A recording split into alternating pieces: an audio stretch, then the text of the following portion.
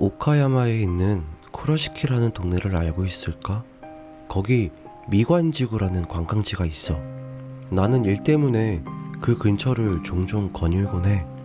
아이비 스퀘어라고 유명한 호텔 옆을 지나 수제 전병집이나 외국인 대상으로 기모노나 조리 같은 걸 파는 가게가 널린 대로를 지나 수로로 향하는 게 내가 다니는 루트거든. 코로나 때문인 건가? 아무리 평일이지만 그날따라 사람은 거의 없었어. 기념품점이나 먹을거리 파는 노점들도 쉬는 날인지 문을 닫은 건지 알 수가 없더라. 수로를 운행하는 나룻배에도 관광객의 모습은 보이질 않았었어. 미관지구가 통째로 죽은 거구나 하고 멍하게 있었는데 배가 한 척 움직이는 게 보였어. 하지만 손님은 타고 있지 않더라. 노를 젓는 연습이라도 하는 걸까? 별 생각 없이 계속 지켜봤어.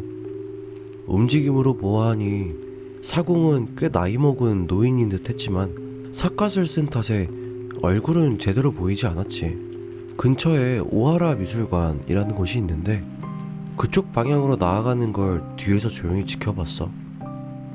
그러다 문득 사람 하나 없는 관광지도 꽤 희귀한 풍경이다 싶어 사진이라도 찍을까 하고 천천히 배를 따라 걷기 시작했어. 조금만 더 가면 다리도 있고 사진 찍을 구도가 나올 테니 말이야. 다리 근처와 강과 버드나무를 찍는다고 잠깐 배에서 눈을 뗐는데 그 사이 배는 사라지고 없었어. 배가 나아가던 방향은 지나가지 못하게 경계를 세워둔 곳이었어.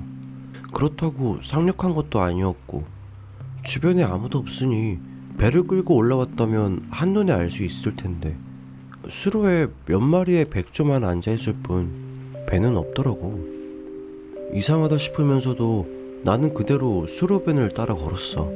그리고 곧 다리 아래 물은 지나가도 백조는 지나가지 못하는, 게다가 배라면 더더욱 지나가지 못할 은빛 경계가 보였어. 역시 못 지나가겠지 생각하며 보고 있는데 갑자기 경계 너머에서 사람 얼굴이 쑥 나타났어. 나는 이상한 소리를 내며 반사적으로 뒷걸음질 쳤어. 그리고 다시 경계를 쳐다보았을 때 그 얼굴은 사라져 있었고 나는 서둘러 경계 너머로 돌아가 살펴봤어. 하지만 아무도 없더라. 갑자기 머릿속이 혼란해지기 시작했어. 하지만 한순간 내게 보였던, 아직도 내 기억 속에 기분 나쁘게 자리 잡은 그 얼굴은 잊지 못하겠더라.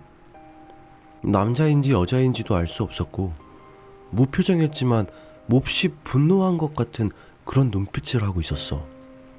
겁에 질린 것은 아니었지만 심장은 쿵쾅쿵쾅 뛰고 방금 전까지 더웠는데도 양팔에는 소름이 쫙 돋더라고. 긴장한 탓인지 귀에 뚜껑이라도 덮인 듯한 묵직한 압박감이 느껴졌어.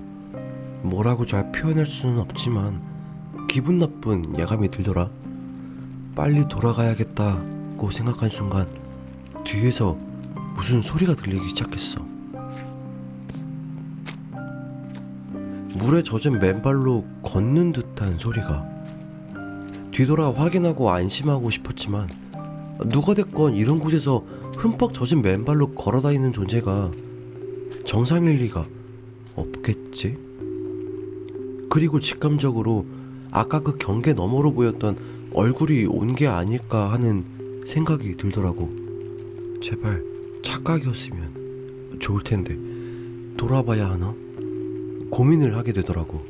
기분 탓일 거라 생각하며 확인하고 싶은데 몸이 굳어서 고개를 돌릴 수가 없었어. 하지만 뒤에서 조금씩 발소리가 다가오는 게 느껴졌어. 위험해, 위험해, 위험해. 양팔에는 소름이 돋아있는데도 땀이 비오듯 쏟아졌어.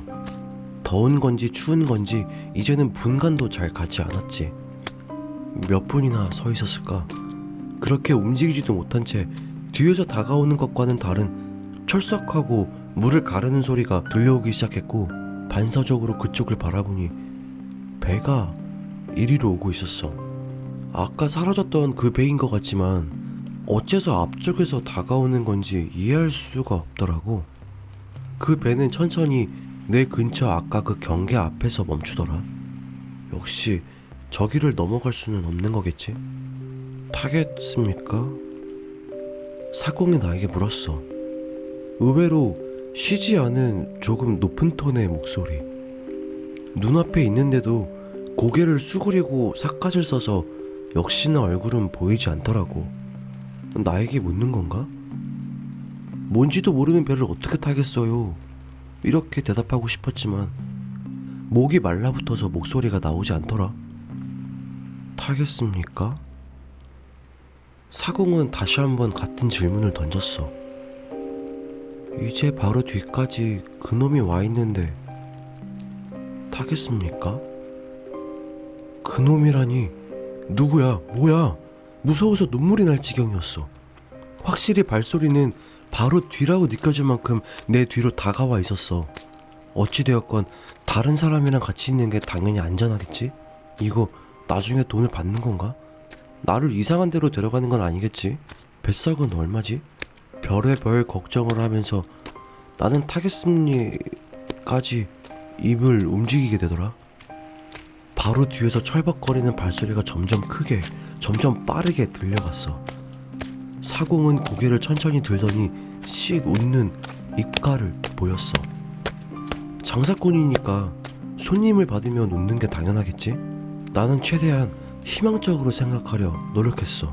하지만 그는 고개를 조금 더 들었고 삿갓 그림자 아래 어둠에 가려져 있던 얼굴이 보인 순간 더는 못 돕겠다 싶을 정도로 돋은 소름이 한 단계 더 맹렬하게 돋기 시작했어.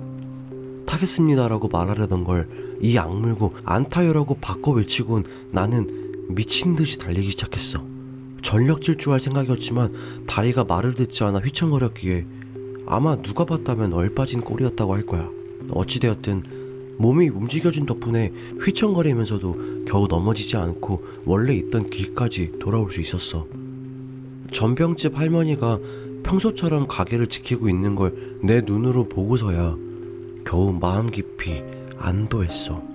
주차장에서 정산할 때 손이 떨려서 동전을 떨어뜨릴 뻔했을 만큼 나는 정말 겁에 질려 있었어.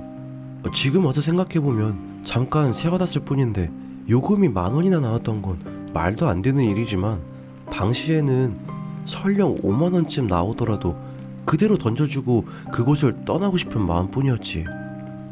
요새는 국내 여행도 좀 늘어서 미관지구에도 관광객이 드문드문 보이더라. 그날은 밤에 잠도 못 이루고 아침까지 벌벌 떨었지만 시간이 좀 지나니까 점점 기억이 흐려진 탓인지 사실 현실이 아니었나 싶기도 해. 아니, 현실이 아니었기를 바래. 그 배의 사공, 양 눈알이 파인 것 마냥 텅 빈 구멍만 보여서 지릴 것 같았으니까.